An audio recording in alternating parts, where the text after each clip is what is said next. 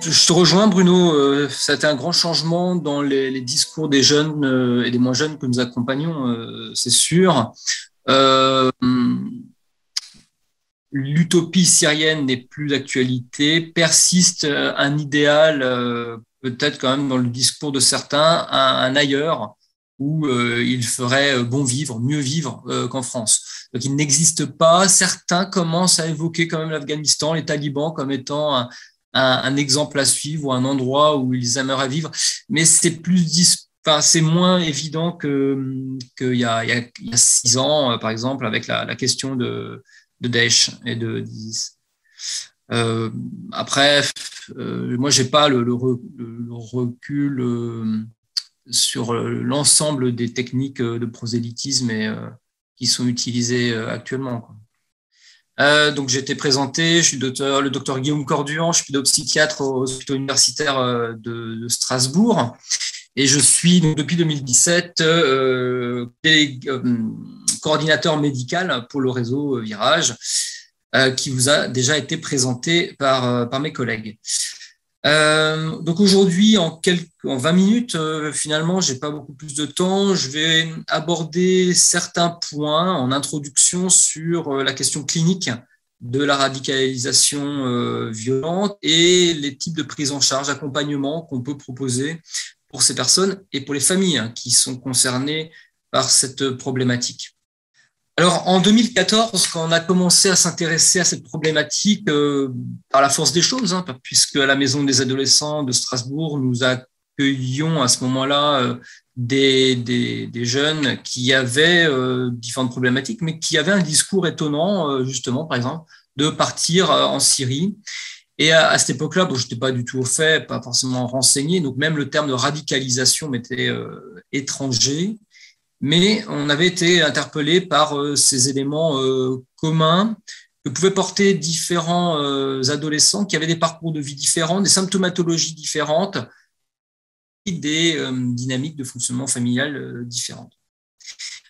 On a pu nous reprocher aux quelques psys qui travaillaient cette question à l'époque de pervertir un peu notre action clinique, de faire le jeu, ce que j'ai pu entendre, de faire le jeu des services de sécurité, des préfectures et tutti quanti.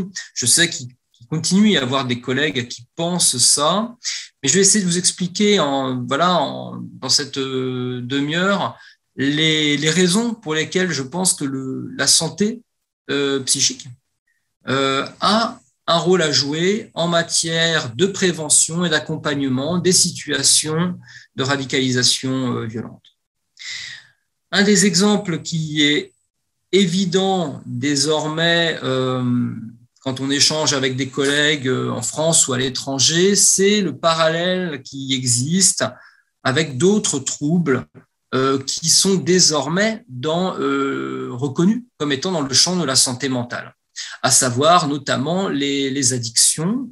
Alors, ce parallèle se joue notamment, là je vous en ai cité quelques-unes, mais dans cette définition interactionniste que nous avons élaborée, comme Bruno l'a cité tout à l'heure, mais qui en fait vient pleinement du champ de l'addicto, la question de vulnérabilité d'un produit et de la rencontre entre la personne qui a cette vulnérabilité et le produit dans un contexte particulier. On sait très bien que la question des addictions à l'héroïne, notamment, se joue autour de cette interaction.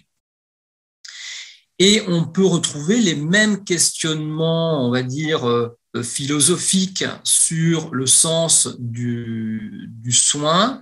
Il y a 100 ans, évoquer la toxicomanie comme étant une maladie n'était de loin pas une évidence. Je dis 100 ans, mais même il y a 50 ans, les précurseurs, par exemple, des traitements de substitution étaient perçus par bon nombre de leurs confrères au tout début des années 70 comme étant tout simplement des dealers. Et beaucoup de nos confrères ne comprenaient pas le sens du soin là-dedans. Aujourd'hui, les choses ont quand même globalement changé. Nous mettons même en place en France, avec du retard, des structures pour permettre aux usagers de drogue de consommer ces produits avec moins de risques pour leur santé. À Strasbourg, nous avons la chance d'avoir eu la première unité en France de ce type, au sein de l'hôpital, au sein du CHU. Donc cette question de maladie versus délinquance est au cœur de ces problématiques, que ce soit les addictions et également pour la radicalisation. Alors, non pas l'idée que la radicalisation en elle-même serait une maladie. D'ailleurs, la question de l'addiction peut se poser de la même façon. C'est bien quelque chose d'une interaction qui se joue, mais il y a certainement des enjeux de santé qui se cachent derrière ça, et nous sommes qu'aux prémices de ce travail. L'autre point, c'est que pour décrire la radicalisation, comme Bruno l'a fait très, très, très bien, comme d'habitude, c'est une classification qui va se baser sur la description d'un comportement, au même titre finalement que les addictions. Autre point de comparaison, c'est la nécessité de prévention primaire dans laquelle nous sommes amenés, tous les opérateurs qui travaillent sur ces deux problématiques. Il faudrait prévenir. Bruno, tu en parlais déjà tout à l'heure. Autre point non des moindres, c'est que les approches thérapeutiques ne sont pas uniformes. Il n'y a pas de protocole uniforme qu'on pourrait appliquer à toute personne qui a une addiction ou à toute personne qui est radicalisée. Vraisemblablement, on pourrait considérer que c'est un parcours à chaque fois individuel. On a l'impression, a posteriori, que la symptomatologie est la même, mais le parcours qui a amené le sujet à avoir besoin de ce produit, qu'il soit un produit biologique, physiologique, un produit qu'on injecte, qu'on prend dans son corps, ou un produit qui n'est sans support matériel, une absence de produit, ce serait plus ou moins la même chose. Vous savez désormais que les addictions sans produit sont reconnues comme des addictions, que ce soit les addictions au jeu notamment. Autre point, toujours dans la question de l'accompagnement et du soin, c'est finalement quel est notre objectif dans le soin. On a bien compris pour les addictions, l'objectif n'est pas forcément toujours le sevrage, mais peut être, par exemple, la consommation à moindre risque. C'est-à-dire un aménagement du symptôme pour qu'il génère le moins de soucis, de conséquences, tant pour le sujet que globalement pour l'environnement et la société dans laquelle il vit. Vraisemblablement, la question pour nous vis-à-vis des radicalisations violentes est certainement la même. L'idée est un peu illusoire de vouloir faire changer d'avis les personnes sur leur idéologie, et comment aménager cette adhésion pour qu'elle comporte le moins de danger pour elles et pour les autres. Un autre parallèle est de plus en plus fait cliniquement avec les troubles des comportements alimentaires. Je vous en parlerai juste après autour d'une vignette clinique. Plusieurs travaux ont été faits par des collègues et je voulais vous citer rapidement le rapport du groupe de travail de la Fédération française de psychiatrie, commande réalisée par le CIPDR, le comité interministériel de prévention de la délinquance et des radicalisations, rapport qui a été remis au début de cette année, qui a été fait sur la base d'entretiens avec les quelques praticiens et professionnels de santé mentale qui avaient travaillé les années précédentes avec un public concerné par les radicalisations violentes. Alors, le rapport est fouillé, vous pouvez le trouver facilement en tapant ces mots-clés sur votre moteur de recherche, mais une des grandes idées, c'est, il me semble, ce que j'affiche ici, à savoir qu'il y a une différence notable au niveau des caractéristiques psychiatriques des personnes qui sont surveillées pour radicalisation et celles qui sont mises en cause pour des attentats, des crimes terroristes. Si vous voulez.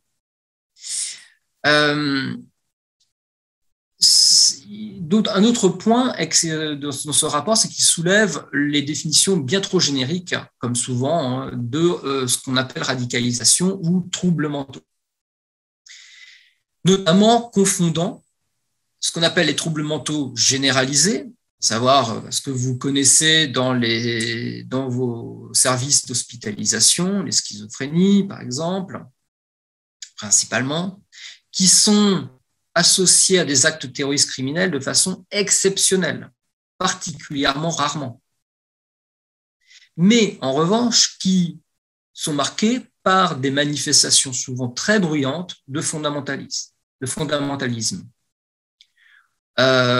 Et notamment dans les phases aiguës du délire où le malade peut avoir des expressions, verbaliser énormément de propos qui peuvent paraître dangereux, qui peuvent faire l'apologie de la violence. Pour autant, voilà, ce que rappelle ce rapport, c'est que ces malades sont extrêmement rarement concernés par des actes. L'autre catégorisation, on pourrait faire, des troubles mentaux, c'est ce qu'on appelle les non généralisés, ce qui permettent quand même d'avoir une vie à peu près standardisée, donc une différence qui est aussi très discutable, hein, finalement, entre pourquoi on différencierait ainsi la schizophrénie des autres troubles, mais globalement, les troubles mentaux non généralisés, où on va trouver le post-trauma, la dépression, les troubles anxieux, les troubles de la personnalité, qui, eux, sont des facteurs de risque finalement très génériques de beaucoup de manifestations comportementales et de troubles, et qui sont associés, effectivement, à beaucoup de formes de manifestations de radicalisation. Faire cette différence a permis vraisemblablement à alimenter en tout cas la demande de la force publique que rappelait la préfecture de défense en introduction de cette demi-journée, à savoir l'aide des professionnels de santé mentale pour distinguer ce qui releverait d'un trouble mental généralisé où il y a une manifestation bruyante de fondamentalisme, mais où finalement le risque de passage à l'acte est plutôt modéré. L'exemple d'un jeune homme avec un trouble délirant et une déficience mentale qui va dire à qui veut bien l'entendre que lui, il est d'accord avec les talibans, qui trouve que c'est comme ça qu'il faut que ça fonctionne la société, mais qui finalement, la société, pour lui, c'est sa chambre et pas beaucoup plus, et la cuisine. Et la chronicité de son trouble amène à ce qu'on puisse considérer que s'il est suffisamment bien encadré, s'il évolue dans un environnement qui n'est pas dangereux, qui ne va pas l'inviter à aller commettre un passage à l'acte, il y a peu de risques que ce patient soit considéré comme dangereux.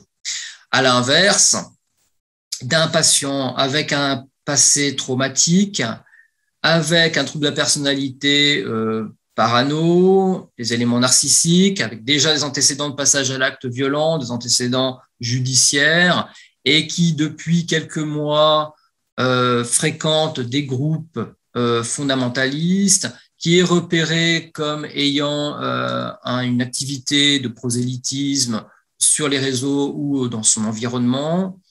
Là, on est beaucoup, et qui a un discours idéologique très marqué. On est dans ce que Bruno rappelait tout à l'heure, à peu près la radicalisation agonistique. Là, le risque est plus élevé, effectivement. Donc, je vous donne deux exemples un peu caricaturaux, mais on est à peu près dans ce type de discussion. Finalement, c'est un peu les questions que peuvent se poser en GED les structures de sécurité publique. Globalement, cliniquement, on pourrait dire, je ne reprends pas les définitions, mais ce qu'on observe, nous, c'est que dans la grande majorité des cas, la radicalisation, ce qu'on appelle radicalisation, l'adhésion à une idéologie finalement qui prône la violence, est avant tout un moyen d'apaisement, un moyen de compromis face à un conflit psychique. Globalement, il fait symptôme, comme on pourrait le dire de notre jargon. Alors, je vais vous donner quelques exemples au niveau psychopathologique, de comment ça peut se manifester, en quoi ça fait symptôme justement dans l'histoire et dans le parcours de nos patients. Alors, le premier tableau que je vous propose, c'est celui que Cindy Duhamel a évoqué dans un de ses articles de 2017 avec Alexandre Ledray, de la défense face aux pubertaires. Donc, ces deux collègues sont psychologues en Normandie, Cindy étant également expert auprès des tribunaux, notamment sur la question des radicalisations.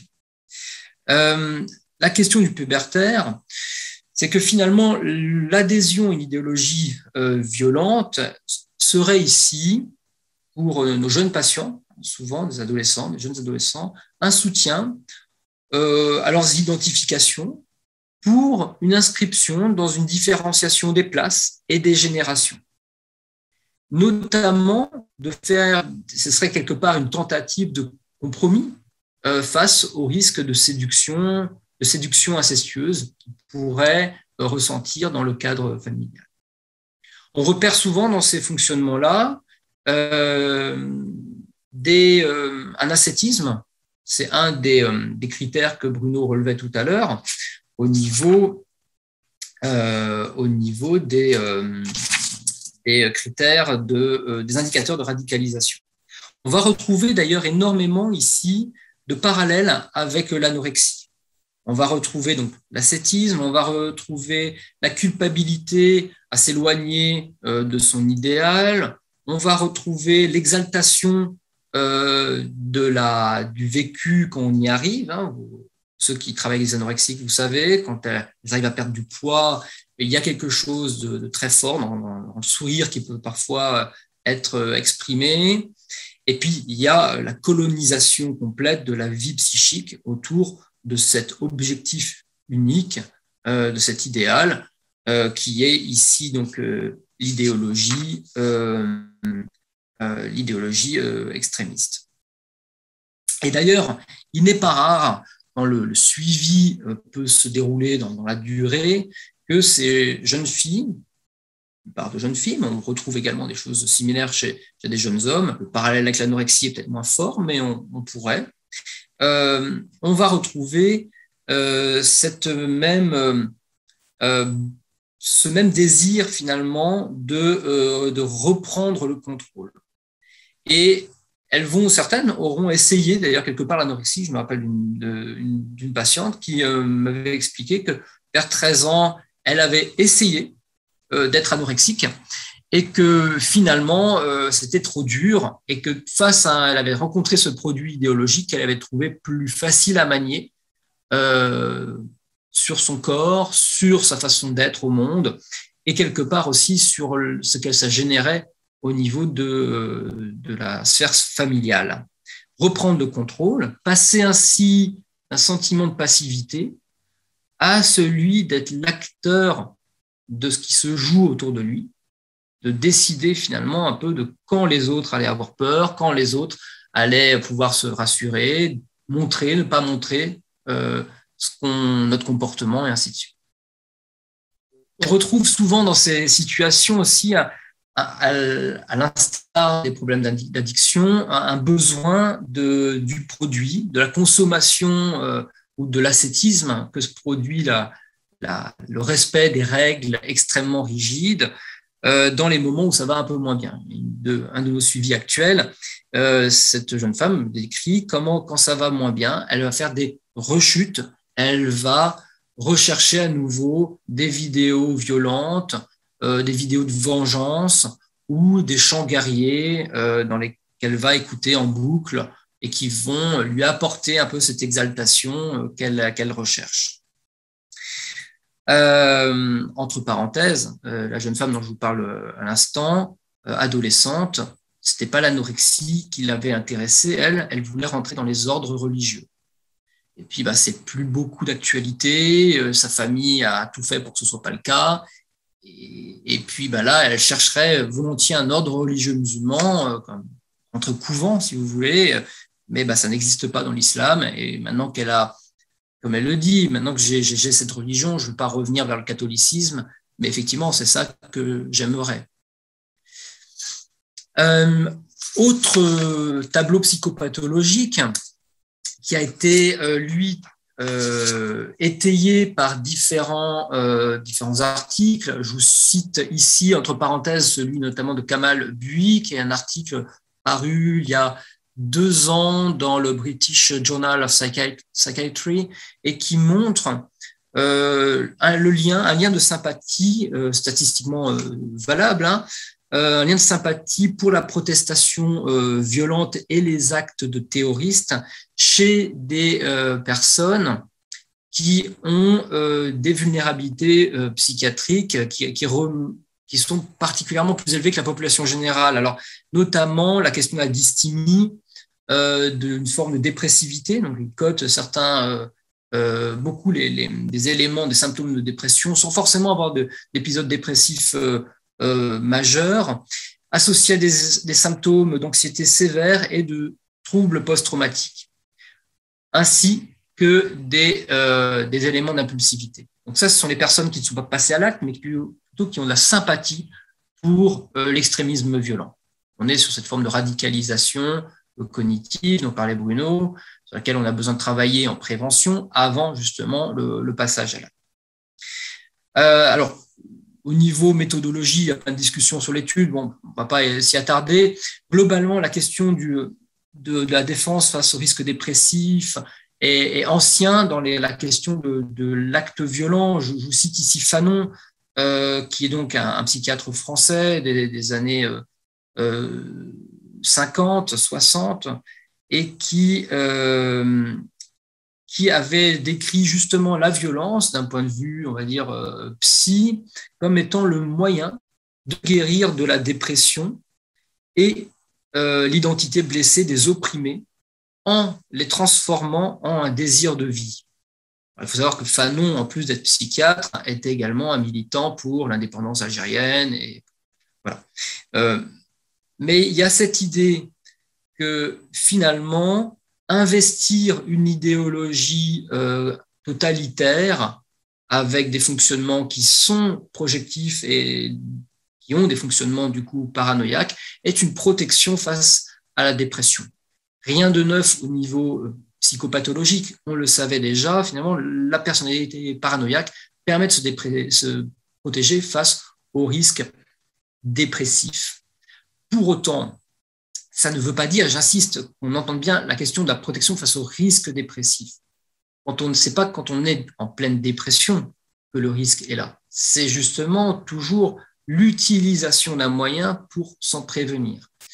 Et cliniquement, c'est compliqué dans des études, je pense, à mettre en évidence, mais cliniquement, on l'observe, c'est que quand le symptôme radical s'efface, s'apaise, on voit émerger souvent de la symptomatologie dépressive.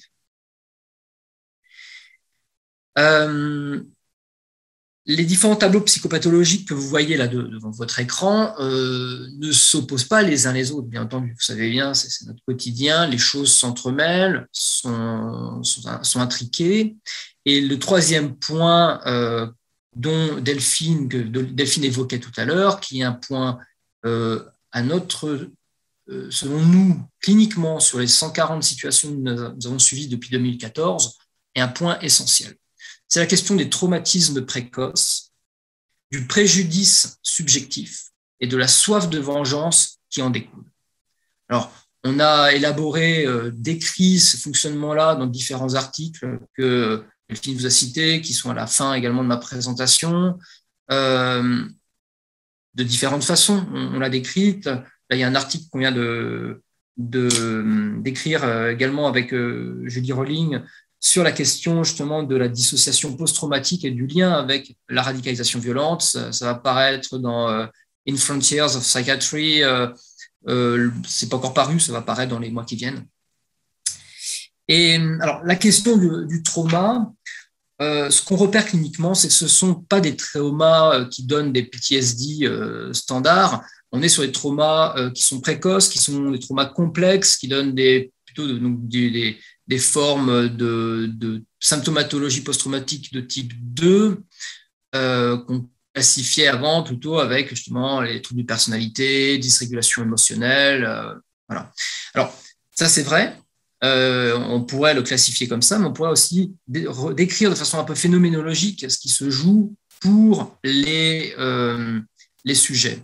Et dans ce qu'ils nous décrivent, alors il faut du temps souvent pour qu'ils nous parlent de ces traumas précoces. Il faut plusieurs consultations, il faut parfois plusieurs mois de consultations, de suivi psychothérapeutique pour qu'ils abordent un peu, vous savez, un peu comme par hasard, un peu au détour de la conversation, juste avant de partir, au fait, ça me fait penser à ce que mon père faisait quand je faisais une bêtise. Ah oui, quoi, par exemple, tu n'avais pas le droit de manger, mais j'étais obligé de regarder les autres manger alors je pense que vous ne me voyez pas, là, vous voyez juste mon écran, mais en mettant mes mains derrière la nuque et les genoux sur le manche de balai, et donc position du supplicié, hein, du condamné à mort, et je devais regarder les autres manger comme ça. Et voilà comment, après 6 mois de suivi, après une expertise plus 1 an d'incarcération, alors que personne n'avait jamais entendu parler de cette forme de maltraitance que cet enfant aurait vécu, il commence à nous raconter. Et à nous raconter comment son père avait, vécu subjectif de ce jeune homme de 17 ans, avait droit de vie et de mort sur les enfants. Et que lui, il était puni comme ça, mais c'était évident, les pères ont un droit de vie et de mort sur leur enfant. Ce qui est quand même pas si fréquent d'entendre ça en consultation, vraiment pas. Et ce sentiment finalement de toute puissance du parent s'associe fréquemment à un fonctionnement qu'on pourrait qualifier de personnalité paranoïaque chez le parent. Alors voilà aussi quelque chose qui n'est pas évalué. Comment voulez-vous évaluer le fonctionnement de personnalité d'un parent dont c'est l'enfant qui est concerné par le trouble? Ça serait culpabilisant, ça serait extrêmement mal vécu, on retournerait à la psychiatrie des années 60 qui indique que c'est la faute du parent. Voilà, donc c'est pas faisable, mais voilà, cliniquement en tout cas, on l'observe. On observe des gamins qui ont vécu des traumas précoces dont ils ne parlent pas parce que pour eux, en fait, c'est normal. Ils n'ont pas subi forcément c'est pas des viols, hein, c'est cette humiliation, c'est ce sentiment d'être face à quelqu'un de tout puissant. Et la bascule, c'est souvent quand le parent perd justement ce statut de toute puissance. Arrivé au milieu de l'adolescence, il y a souvent des choses qui émergent. Il y a le besoin de subjectivation, d'autonomisation, d'individuation. Et dans cette situation-là, pour permettre au processus adolescent de se réaliser, l'adolescent va se saisir de ce qui est disponible sur le marché et qui permettrait d'aller au-delà de cette toute-puissance parentale. Et là, sur le marché, la question des idéologies violentes est une bonne réponse. Et particulièrement celle qui propose une figure paternelle supérieure en puissance au père qui serait un peu déchu finalement. Donc là, c'est là qu'on entend la puissance de ces idéologies religieuses, notamment, mais également d'autres formes de structures quand un grand chef apparaît. C'est ce qui avait été décrit à la fin des années 20, début des années 30, déjà par des psychanalystes, notamment Wilhelm Reich, qui décrivaient la montée du nazisme et comment Hitler prenait cette figure d'un père tout-puissant. Hélas, l'histoire lui a donné raison sur comment l'idéologie violente, comment la figure d'un père tout-puissant peut légitimer la vengeance, la violence. Je vous laisserai, si ça vous intéresse, éventuellement lire nos articles ou à souvenir des webinaires que nous ferions spécifiquement sur ces questions de trauma.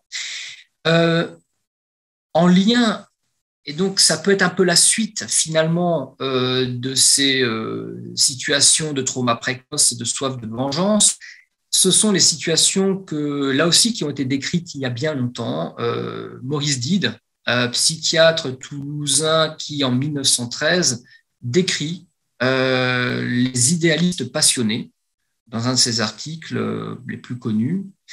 Alors, je vous cite sa définition. Un état pathologique autonome, fixe, lié à des troubles du jugement affectif, dominé par une ardeur anormale, apportée à la réalisation d'un idéal d'amour, de bonté, de beauté et ou de justice, qui peut allier la cruauté à l'altruisme. Alors, la postérité n'a pas gardé l'idéalisme passionné dans les classifications internationales des maladies mentales. Toutefois, on retrouve exactement cette description dans certains des patients que nous accompagnons dans les problématiques dites de radicalisation violente.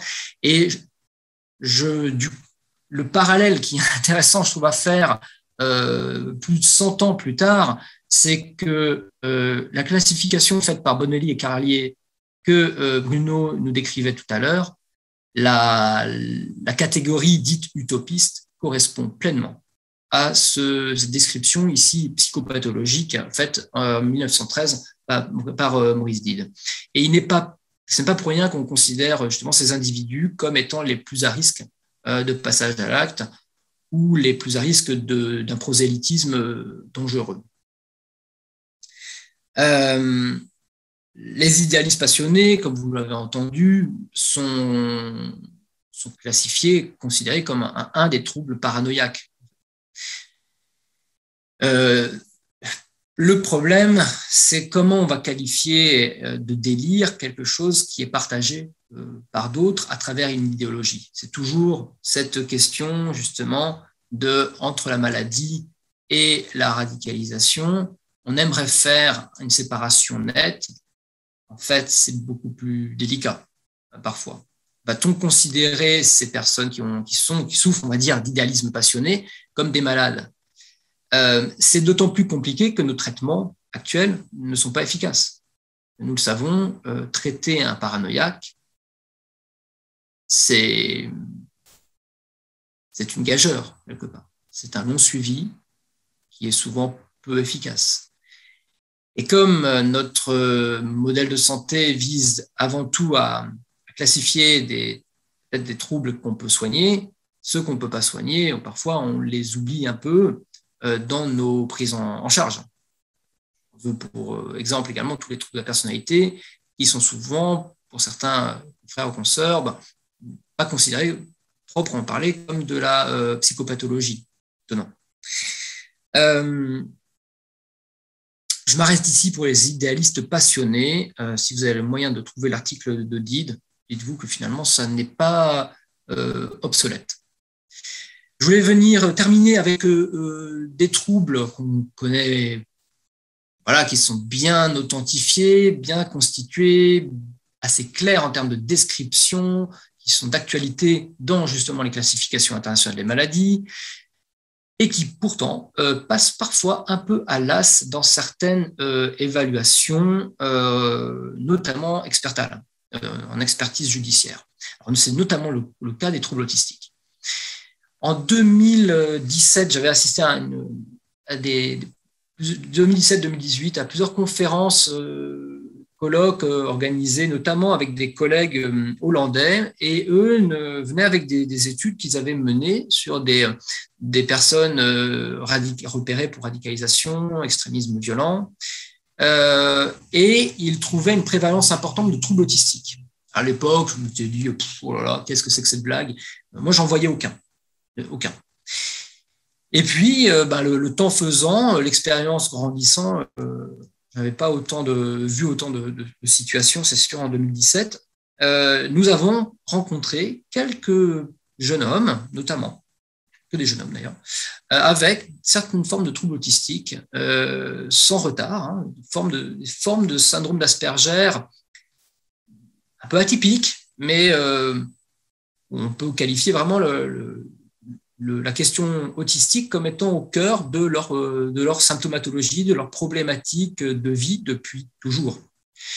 Et voilà un mot, la question du toujours, qui nous renvoie également au sens, à un objectif et au au cœur de notre travail, la méthode de notre travail, c'est d'aller chercher systématiquement, faire une anamnèse détaillée des parcours de nos patients. Je parlais de trauma précoce, mais si on ne va pas questionner longuement nos patients sur leur vie familiale quand ils étaient enfants, peu de chances qu'ils viennent nous en parler.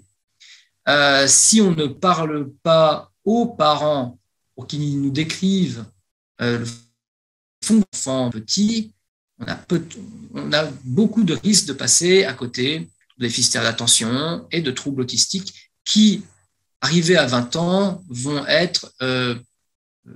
auront patiné. La symptomatologie aura nettement évolué, notamment quand il n'y a pas de retard. On le sait, l'évolution est importante parce que le jeune va progressivement adopter certains comportements de compensation de son trouble qui vont le rendre moins évident. Et donc, on a quelques suivis comme ça de jeunes hommes avec des troubles autistiques. Pour certains qui sont suffisamment quand même observables, compris et puis handicapants, on va dire, pour que la difficulté de socialisation les empêche d'être à risque, on va dire, de passage à l'acte. Pour d'autres, hélas, ça n'a pas été le cas parce que, vous le savez, depuis quelques années, l'apologie du terrorisme est un acte qui est condamné par la loi. Et donc, nous avons ainsi, assez rare, il y a quelques jeunes hommes qui peuvent être condamnés pour apologie du terrorisme. Et si l'expertise se contente de rencontrer pendant 45 minutes le garçon et d'écouter ce qu'il a à dire, il y a peu de risques, il y a peu de chances qu'on entende, qu'on comprenne en fait l'histoire de ces difficultés comme peuvent nous le faire les parents quand on les rencontre longuement et qui nous décrivent comment ils ont fait pour compenser les difficultés, le handicap social finalement de leur enfant depuis toujours. Je ne vais pas vous décrire forcément la symptomatologie autistique retrouvée, une symptomatologie d'Asperger assez standard finalement.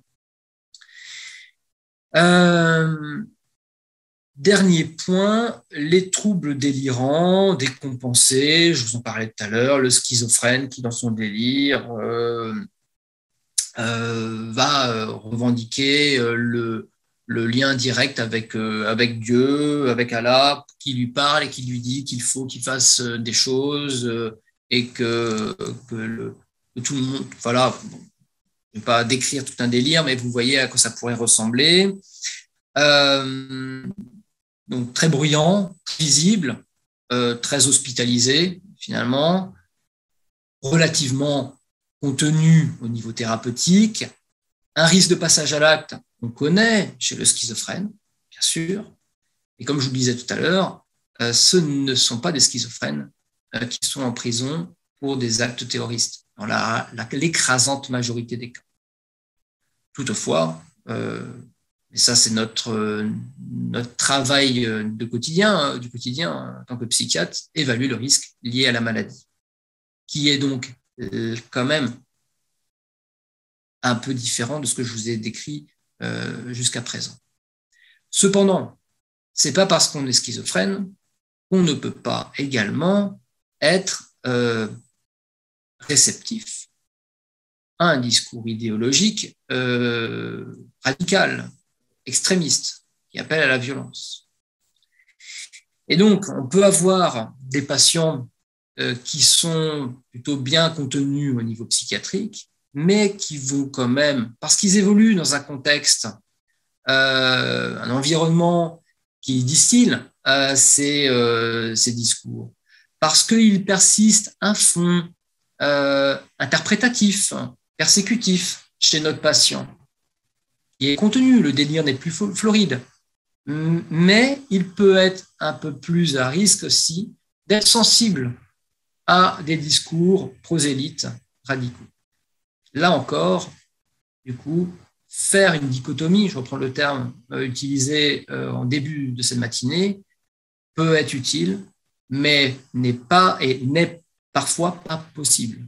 Gardons-le à l'esprit, soyons modestes finalement sur aussi ce qu'on peut dire à au sujet de nos patients, toujours dans une logique de les protéger eux, et puis bien sûr les autres.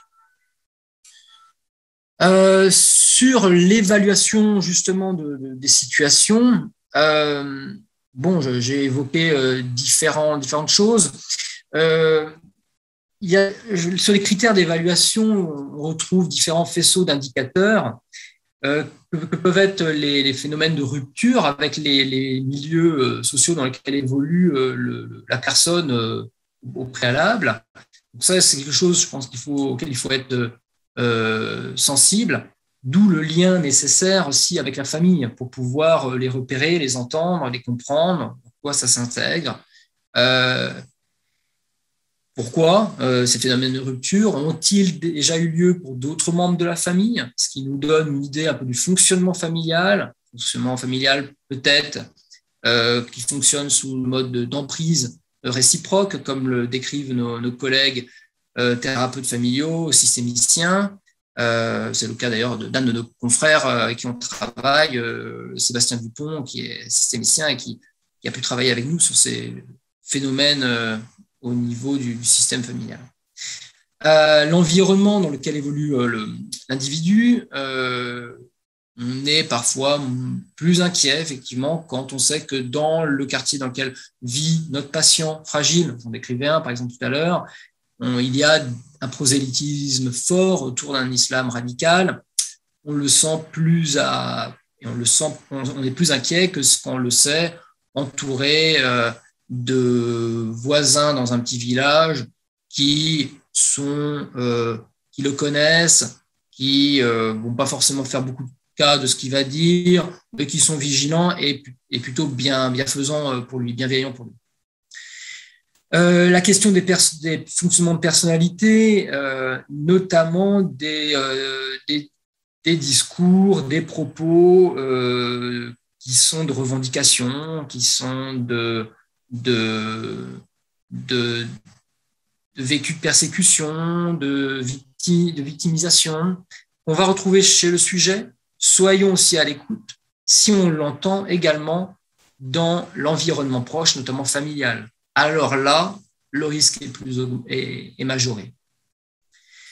Les antécédents, bien sûr, judiciaires, je vous en parlais, ce n'est pas pareil. Quelqu'un qui a déjà eu des soucis pour passage à l'acte violent, on sait que la régulation émotionnelle alors est moins bonne, on sait qu'il y a une impulsivité vraisemblablement, on sait que agir la violence est déjà possible chez cet individu, le risque de passage à l'acte est donc augmenté.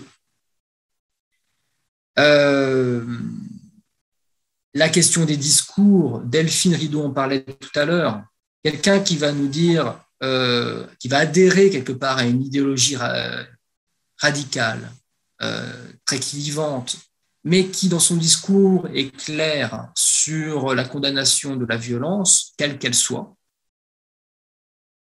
c'est bien différent de quelqu'un qui aura peut-être pas forcément le discours extrémiste, fondamentaliste, qui nous inquiète parfois, mais qui va légitimer la violence dans certaines situations. Je vous donne l'exemple standard, c'est celui de la légitimation de la violence contre les homosexuels.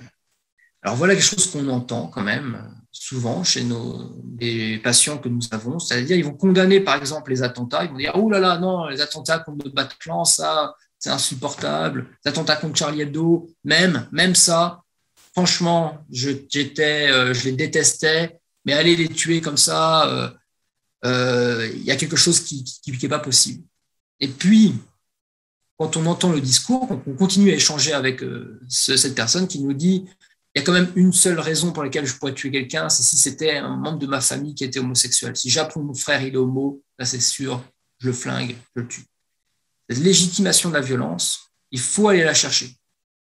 C'est un élément de dangerosité. S'il y a, pour une raison ou une autre, on est capable de tuer quelqu'un, c'est que ça peut glisser éventuellement même sur d'autres formes, d'autres raisons. Alors, rien qu'en tant que tel, c'est un problème. Mais il faut aller le chercher. Si on ne le cherche pas, on ne l'aura pas, ce discours. Le cadre du signalement, Delphine en a parlé, je ne vais pas y revenir, ainsi que la coopération que nous vous proposons, c'est-à-dire que notre équipe, elle est composée de psychologues, cliniciens, de psychologues thérapeutes familiaux, d'assistantes sociales, travailleurs sociaux qui ont une expérience sur la question des radicalisations, de l'extrémisme, également des réseaux sociaux, d'un sociologue, voilà, d'une professionnelle aguerrie sur les questions de culture, et justement qui permet parfois d'avoir un contact avec des patients sur le sujet de la culture, de l'échange culturel. Je cherche le mot, excusez-moi, de médiation ethnoculturelle. Voilà, c'est ça le terme exact du travail de Mme Samani, et qui permet parfois vraiment d'accrocher un patient avec lequel nous n'arrivions à avoir aucun contact. Voilà, d'un sociologue, comme vous avez pu l'entendre, et puis de moi-même. Notre travail ne va pas forcément toujours consister à apporter des soins directement pour le jeune et les familles. Parfois, dans un premier temps, d'échanger avec vous sur certaines pistes où vous êtes largement habilité, capable de le faire par vous-même. On n'a pas de technique magique qui serait inaccessible aux autres, mais d'aller penser à explorer certaines pistes. Voilà, c'est comme ces échanges, vous savez, à plusieurs professionnels sur les cas complexes. Ça permet parfois de trouver, d'élaborer, de se poser pour réfléchir à des pistes qu'on pourrait trouver ensemble. L'autre point, c'est aussi nos vécus contre-transférentiels qui sont parfois forts face à ces situations qui vont venir parler également aux citoyens que nous sommes, pas forcément que aux professionnels. Et face à ça, souvent, avoir la possibilité d'échanger permet un peu de baisser le niveau d'inquiétude, d'angoisse ou de banalisation, à l'inverse, chacun va réagir différemment, dans lequel nous pouvons être. C'est pour conforter le discours de Mme Guyot tout à l'heure, ne restez pas seul. Bon, sur les accompagnements, comme je vous le disais en introduction, il n'y a pas de consensus, il y a une variété d'actions pour une variété de profils, tout simplement. C'est ce qui est rappelé par le rapport de la Fédération française de psychiatrie, ce qui était déjà rappelé dans les articles de Daniel Köhler, un collègue allemand alors il n'est pas psychiatre, il est anthropologue, politologue, mais qui a dressé la liste des différents types d'actions, de modalités de prise en charge. Alors certaines parfois sont promulguées comme étant les bonnes techniques. Après, c'est comme pour les psychothérapies, il faut déjà être à l'aise avec son outil, vous savez, et c'est avant tout la qualité après du lien qui va jouer davantage que la technique en elle-même. L'objectif, je vous en parlais tout à l'heure, finalement, penser la fonction du symptôme est essentiel. Il ne suffit pas d'enlever le symptôme pour que les choses soient résolues. Encore, faut-il réussir à le faire même. Mais pour que notre patient lâche quelque part son symptôme, il ne faut pas que ce qu'il va ressentir soit pire. Je donnais l'exemple de personnes qui ont progressivement sont sorties de l'idéologie radicale et pour lesquelles des mouvements anxieux et dépressifs forts sont apparus. Donc, il faut pouvoir être vraiment là pour accompagner ça, et si besoin, avec des modalités pharmaceutiques également, d'accompagnement bien sûr psychothérapeutique. Il faut être disponible, il faut être souple, comme avec beaucoup de patients, notamment qui ont des troubles de la personnalité, il faut être disponible quand eux sont disponibles. Les rendez-vous ne sont pas forcément toujours honorés. Il faut nous relancer, parce qu'il n'y a pas forcément de demande, ou la demande, elle est culpabilisante parce que le sujet va se sentir va se dire que finalement l'idéologie devrait apporter l'ensemble de satisfaction et d'apaisement, et nous venons un peu en concurrence avec ça. Donc il ne faut pas non plus se présenter comme en concurrence, mais comme une offre complémentaire, comme une écoute complémentaire sur leurs soucis d'aujourd'hui et d'hier, et puis de demain. Les supports numériques sont importants parce qu'ils permettent d'avoir des liens à distance, comme aujourd'hui par exemple, mais c'est également des liens à parfois des moments inopportuns, et ça permet parfois de garder le contact. Ça a été le cas notamment avec des patientes qui avaient déménagé et qui avaient besoin, et c'était pour nous essentiel de pouvoir garder un contact avec elles pour s'assurer que les choses ne s'aggravent pas. Alors, ce qu'on va travailler, on va souvent travailler, nous, avec les familles, que ce soit en thérapie familiale, pour travailler, que ce soit à la place de la subjectivation du sujet, que ce soit sur les aspects transgénérationnels, sur les rigidités. Alors, c'est plus difficile, hein. La rigidité, quand on a une personnalité justement paranoïaque, où il y a de l'emprise réciproque, donc, amener déjà le parent à venir en thérapie, c'est pas une mince affaire. Mais bon, au moins, on l'essaye. Le travail avec les parents va aussi être dans un premier temps très symptomatique, éviter les ruptures relationnelles. On se souvient, nous nous souvenons d'une de nos premiers suivis qui est intervenue trop tard, hein, c'est-à-dire qu'on a vu les frères et sœurs d'une jeune femme qui était partie en Syrie et qui nous ont décrit comment la rupture relationnelle avait été amorcée par la jeune fille et actée quelque part par les parents. Donc c'est déjà dans un premier temps éviter le pire, puisqu'on sait bien, comme alors à l'époque c'était la question de l'emprise sectaire qui était au devant de la scène. On en est un petit peu, on s'en s'est un petit peu dégagé, encore que certains éléments de comparaison restent toujours d'actualité. Mais la question de l'importance de conserver d'une forme ou d'une autre des liens avec l'environnement familial notamment est essentielle, parce qu'on sait que quand toutes les ruptures sont réalisées autour de l'individu, quand il est isolé, son risque d'être amené vers des positions totalement extrêmes et de prendre des dangers pour lui et pour les autres est accru. Éviter les ruptures relationnelles, c'est pas toujours évident quand justement le fonctionnement familial fonctionne en tout ou rien. C'est-à-dire soit tu es totalement membre de notre groupe familial et tu en respectes absolument tous les préceptes et tu te soumets quelque part, soit tu ne peux pas en faire partie. Donc, c'est tout l'enjeu du travail avec les familles, c'est de réussir à assouplir ces positions. Voilà. Bon, voilà, chaque situation va être un peu différente après, est-ce qu'on arrive ou pas. Sur les mécanismes, un article a été publié là, en octobre avec justement Sébastien Dupont sur la question de la flexibilité cognitive et comment repluraliser les idées et les valeurs.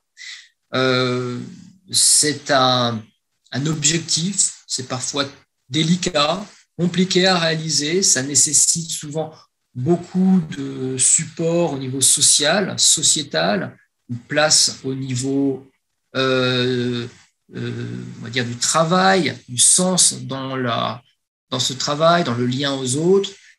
Ça nécessite du coup une certaine mobilisation du sujet en lui-même, du patient en lui-même.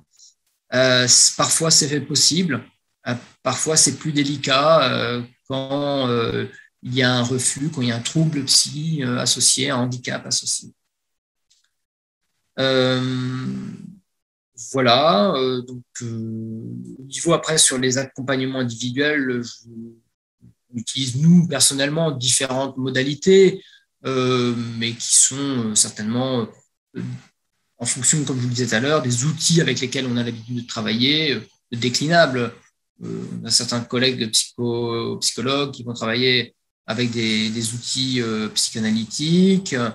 On peut travailler en thérapie basée sur la mentalisation, comme je peux le faire parfois. On peut être dans une démarche psychiatrique assez standardisée, finalement, une démarche diagnostique, traitement. Les différents différentes modalités sont possibles. L'enjeu, c'est de pouvoir être présent quand même dans la durée, parce que c'est souvent des processus qui se déroulent sur la durée, et c'est ça un enjeu essentiel de notre travail. Mais là, je ne vous apprends rien, c'est quand même toujours le cas en santé mentale. La prévention primaire ou secondaire va s'appuyer quand même souvent sur les facteurs de protection. Je vous en parlais, la question de la famille, mais c'est également l'accès aux soins. C'est pour permettre qu'il y ait des espaces où émerge une demande, mais c'est également l'accès à une forme de créativité. Alors, c'est des actions parfois qu'on mène vraiment en fonction de chaque situation. Un jeune homme pour lequel on a proposé de mettre en scène en vidéo un scénario qu'il avait élaboré autour de la question de la justice et de l'injustice, problématique centrale chez lui et qui alimentait son besoin de vengeance à travers l'idéologie violente. Et donc, on essaye un peu comme on pourrait le dire, de nous permettre de sublimer cette problématique autour d'un acte de création. Donc, on travaille avec certains partenaires. Voilà. La diversité des identifications, elle est importante dans le travail avec la famille au niveau transgénérationnel, elle est importante au niveau ethnoculturel, elle va être également parfois le cas quand on va proposer à notre patient un contact avec un référent religieux qui va lui permettre à la fois de s'identifier à un discours religieux différent, qui va permettre de générer une place au doute plus importante sur la vérité que serait le discours premier qu'il a entendu. Globalement, un des enjeux, mais qui est un objectif, on va dire, c'est de permettre au sujet de se sentir acteur de sa vie. Parce que dans la grande majorité, écrasante majorité de nos situations, l'enjeu premier qui conduit et qui fait que les personnes restent dans ces milieux de radicalisation, c'est qu'ils se sentent acteurs.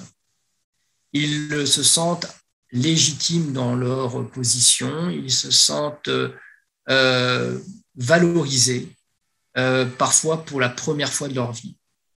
Et leur dire comme ça, brutalement, comme on a pu l'entendre, parfois, mais en fait, tu n'as rien compris, la religion, tu n'as rien compris, viens, je vais t'expliquer. Ça ne fonctionne pas dans la grande majorité des cas, parce que ça repositionne le patient dans une position de passivité et d'infériorité. Donc, il faut lui permettre de sortir un peu, j'oserais dire, la tête haute de l'impasse dans laquelle il s'est mise, sans avoir un sentiment d'échec. C'est vraiment, là pour le coup, une dynamique assez similaire de ce qu'on conseille pour les sorties de fonctionnement sectaire. Même si quand on est un proche, ou même quand on est juste un professionnel, c'est compliqué. Quand on voit quelqu'un en face de nous qui a des propos complotistes, complètement dingues, qui nous attaquent même personnellement, finalement, c'est compliqué de garder ce recul et de décrypter ce qui est en train de se jouer pour la personne. En fait, il est exalté par son positionnement complotiste, anti-vaccin et qui légitime quelque part la violence contre ceux qui font les vaccins et qui compare ceux qui imposent le pass sanitaire à des nazis. Et oui, il y en a comme ça. Il faut entendre que chez cette personne-là se joue un sentiment d'exaltation parce qu'il se sent acteur de quelque chose, parce qu'il se sent justement valorisé par cette position. Et que aller lui dire, mais n'importe quoi, tu déconnes, tu délires, t'es naze, voilà, n'aura aucun effet, voire pourrait même avoir un effet boomerang, c'est-à-dire renforcer l'adhésion à cette théorie et au groupe dans lequel il évolue et qui partage ce discours. l'effet boomerang, qui est un effet décrit par des psychosociales dans les années 50 pour décrire justement du marketing, mais également les effets qu'on peut retrouver dans les phénomènes sectaires.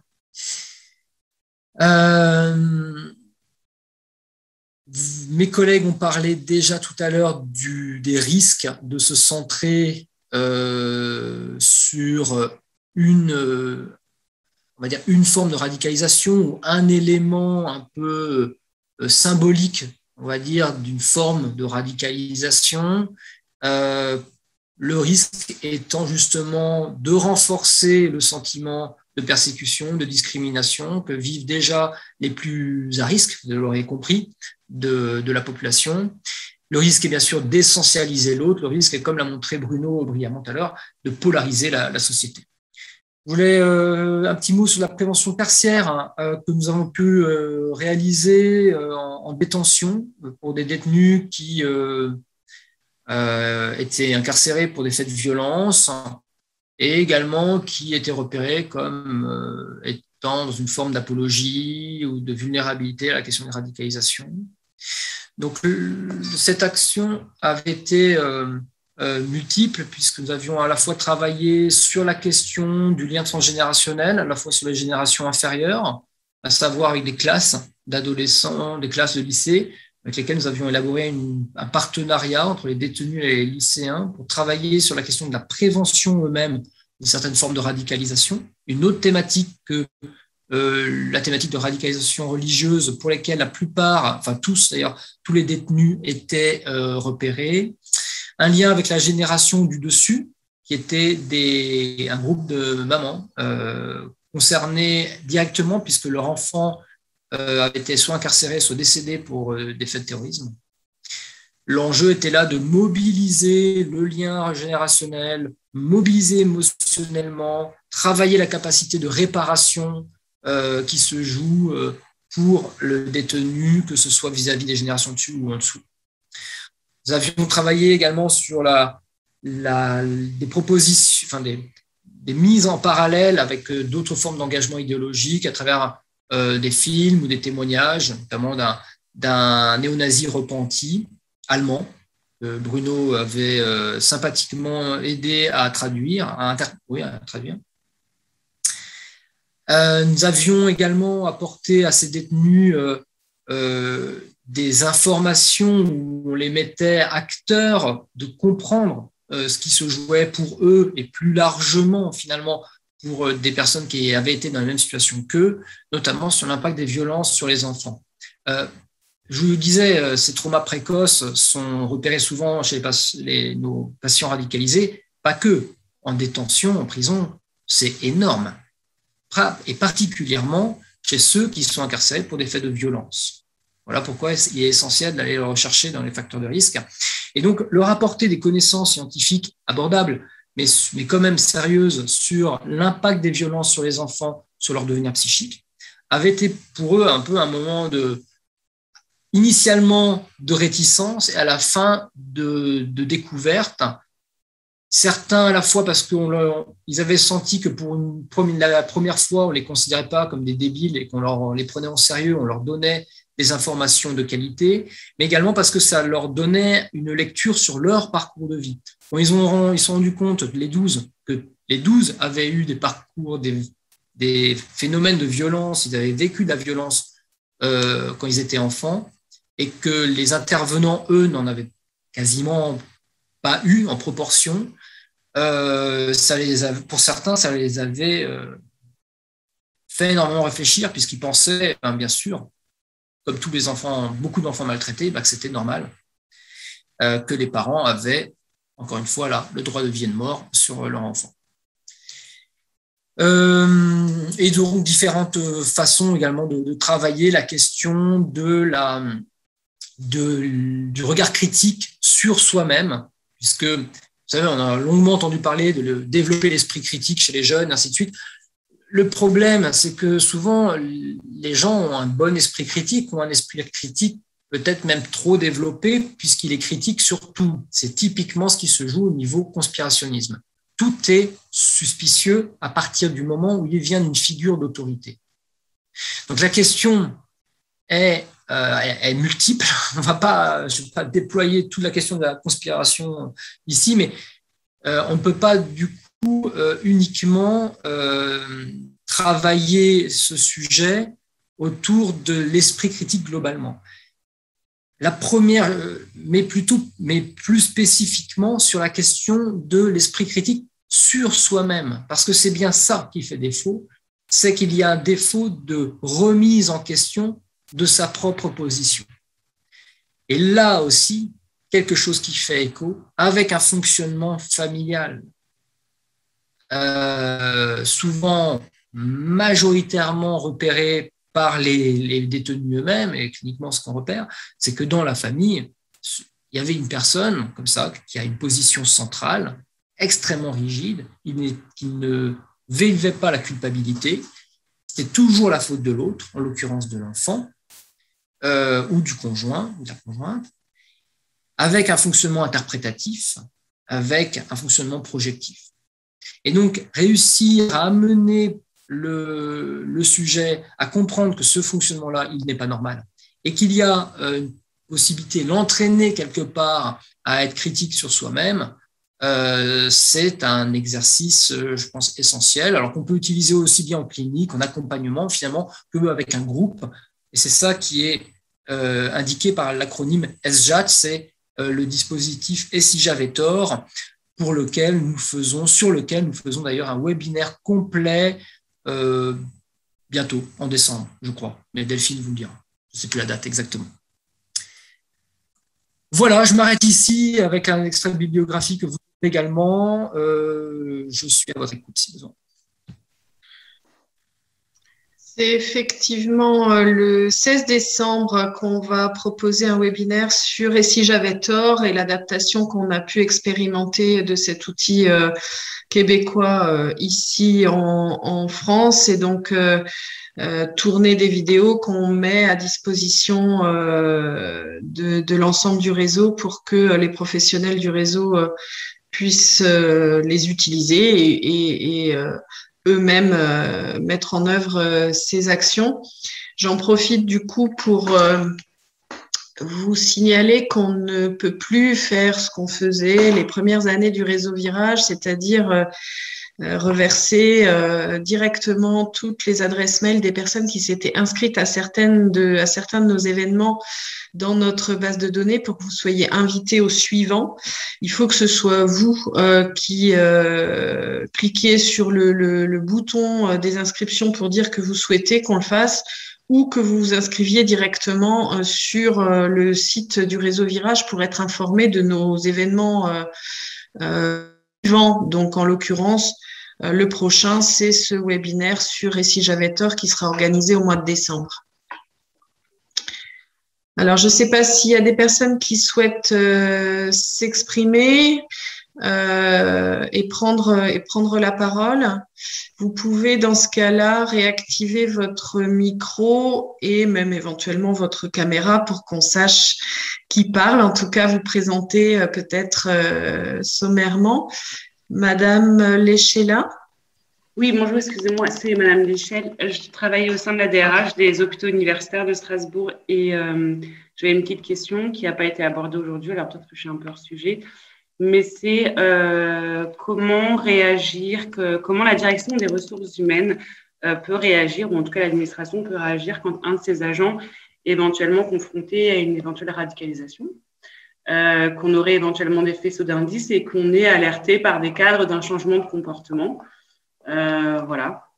Donc, c'était une question assez ouverte. Mais c'est vrai que là-dessus, on est un peu démunis, on ne sait pas trop accompagner, et puis on ne connaît pas forcément les leviers. C'est vrai que nous, ce dont on parle le plus, en fait, c'est des situations dans lesquelles un professionnel de santé ou du champ médico-social peut être interpellé par une situation concernant une personne qui l'accompagne ou un patient pour un hôpital. On parle un petit peu moins de la relation employeur, évidemment.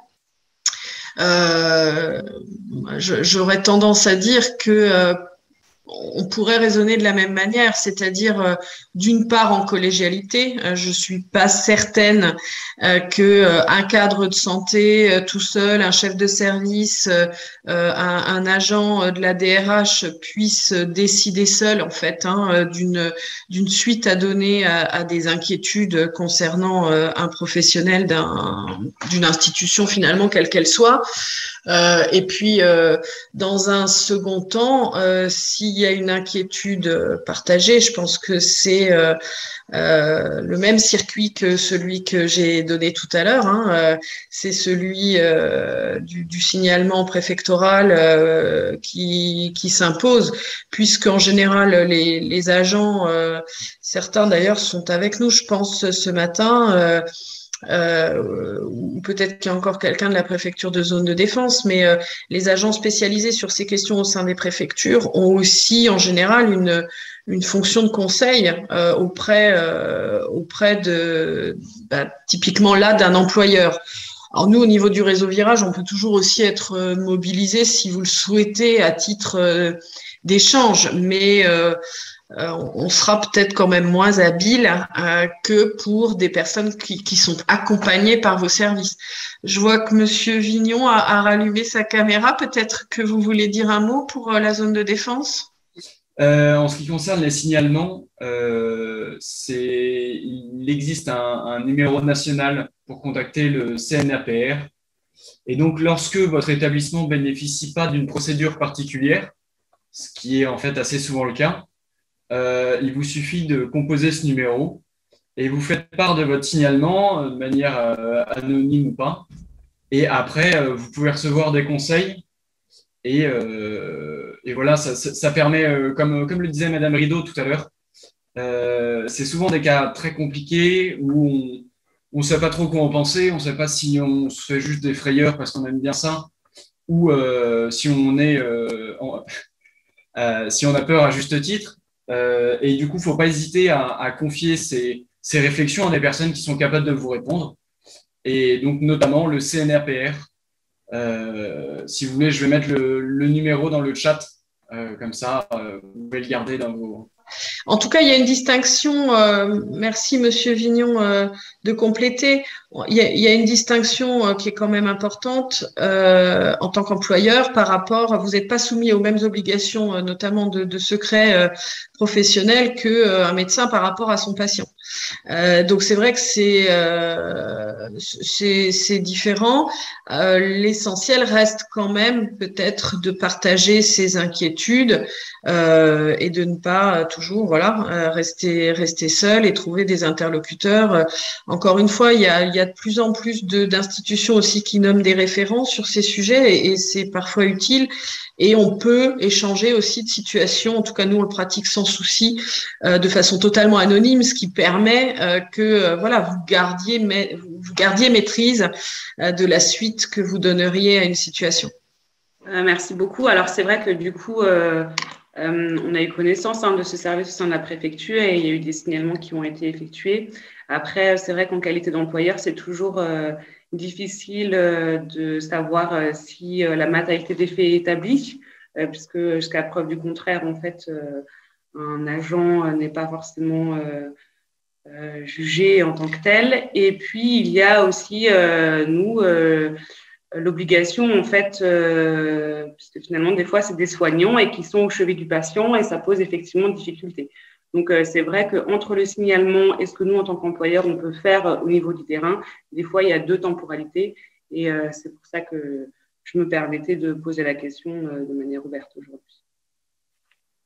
Puisque, en tant qu'employeur, il faut qu'on soit réactif dès qu'on a connaissance de faits particuliers, quoi. Il y a clairement un enjeu de réactivité et en même temps, si les choses sont avérées, on maîtrise, entre guillemets, pas à la suite, hein, forcément, selon la réalité de la suspicion, ça peut prendre différentes formes et c'est toujours très délicat.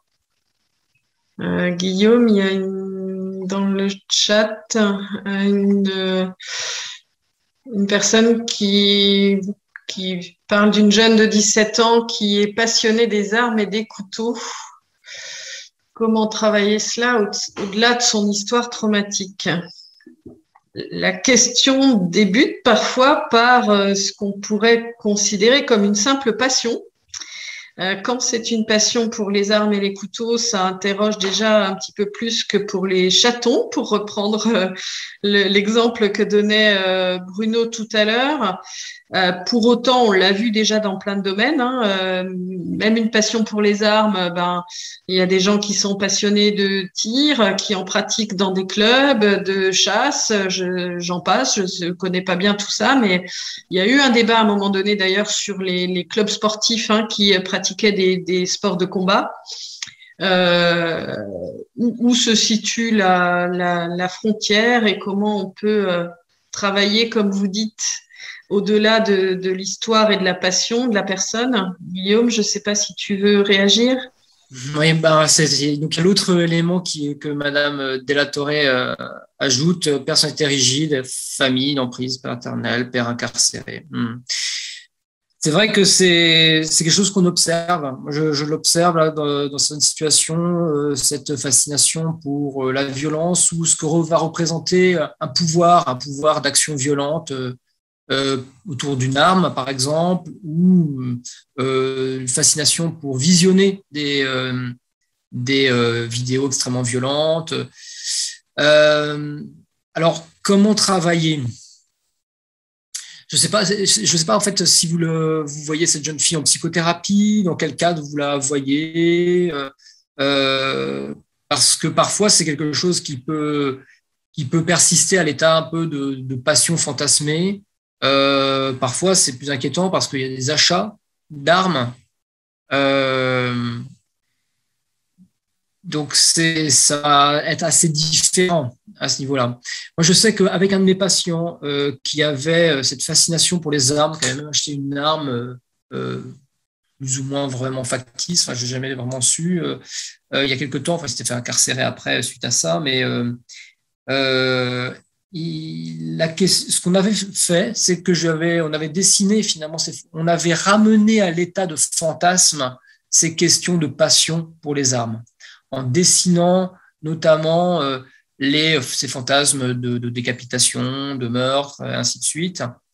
Et petit à petit, j'apportais un décalage. Je participais à l'élaboration de ces dessins. Au début, c'était difficile pour lui d'accepter que je participe. Et on réalisait finalement une création commune qui faisait évoluer, qui permettait d'apporter un petit peu de souplesse dans la rigidité du fantasme autour de l'arme et autour de la violence, qui était vraisemblablement d'ailleurs une répétition de choses qu'il avait observées, ni plus ni moins. C'est peut-être le cas aussi de cette jeune fille. Je ne sais pas si elle a vu déjà son père manier des armes, si son père a été incarcéré pour violence. Souvent, c'est des choses de ce genre qu'on peut observer. Et comment faire que ce ne soit pas qu'une répétition traumatique, parce qu'effectivement, souvent, c'est une répétition traumatique. Donc, faire évoluer ces fantasmes, ces répétitions traumatiques qui apportent de la dissociation. Souvent, nos patients sont dans un état de dissociation quand ils visionnent des vidéos, quand ils vont fantasmer sur leur arme. Après, il peut y avoir aussi des thérapeutiques. Je sais que moi, j'utilise par exemple du propanolol pour diminuer ces phénomènes-là, à minima, c'est pas non plus majeur, ou certains anxiolytiques éventuellement. Après, c'est souvent des choses qui peuvent mettre beaucoup de temps à évoluer. Après 17 ans, on peut encore peut-être jouer plus rapidement quand c'est quelqu'un qui a 30 ans. Après, voyez-vous une montée de la radicalisation avec la campagne électorale présidentielle? Ça, c'est pour toi, Bruno, cette question.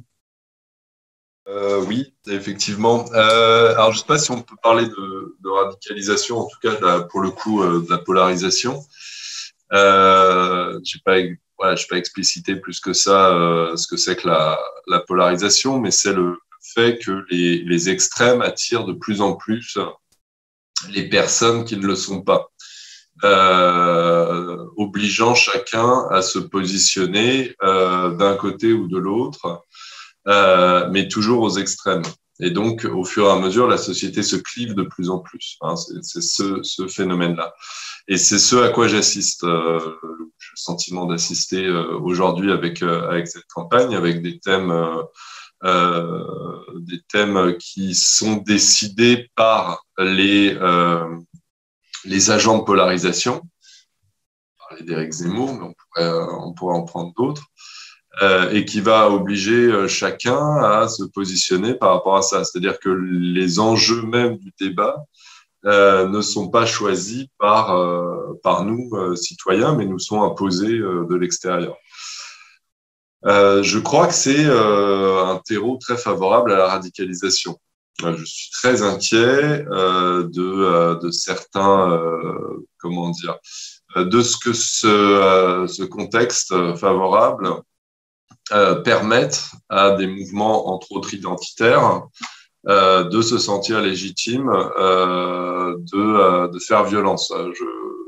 Je travaille avec une amie maître de conférence qui, ces derniers temps, à chaque fois qu'elle intervient, reçoit, ou l'organisateur de la conférence reçoit des menaces, parfois des menaces de mort, hein, donc des choses extrêmement violentes, qui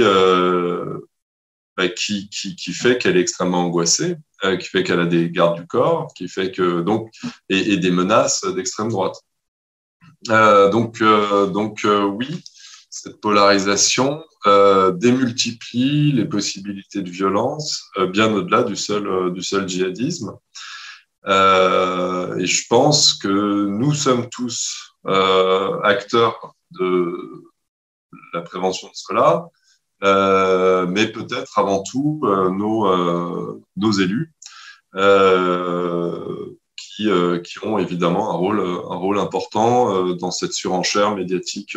Voilà. Donc peut-être voilà un peu le sentiment que j'ai.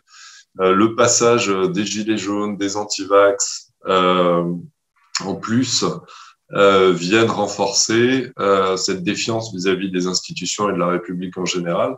Et oui, ça m'inquiète énormément. Et je crains qu'on ait, peut-être que la préfecture peut en témoigner, hein, mais qu'on ait des types de radicalité de plus en plus diversifiés qui impactent notre territoire. Ça a été pointé effectivement déjà dans certaines réunions auxquelles on a participé et les autorités sont alertées de ça et inquiètes aussi de ça, à la fois parce que la France va prendre la présidence de je sais plus trop quelle instance des institutions européennes prochainement et la campagne des présidentielles. Effectivement, ce sont toujours des périodes qui peuvent être sensibles et peut-être encore plus pour nous en France cette année, ce qui nous oblige tous et toutes.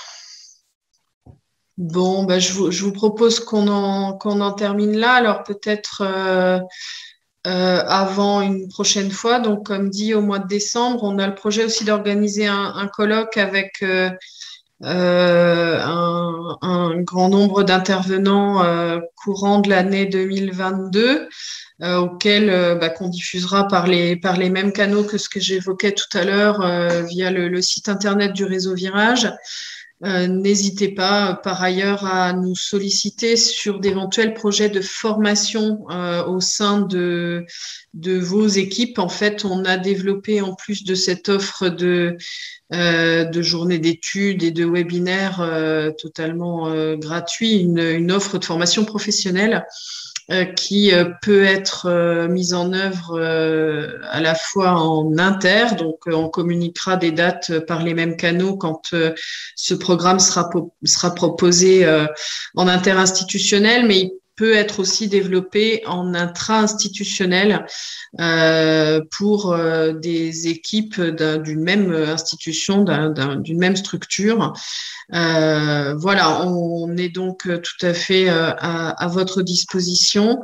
Et merci de votre attention pour cette matinée. Merci beaucoup à tous les intervenants. Et puis, au plaisir de vous retrouver pour d'autres aventures.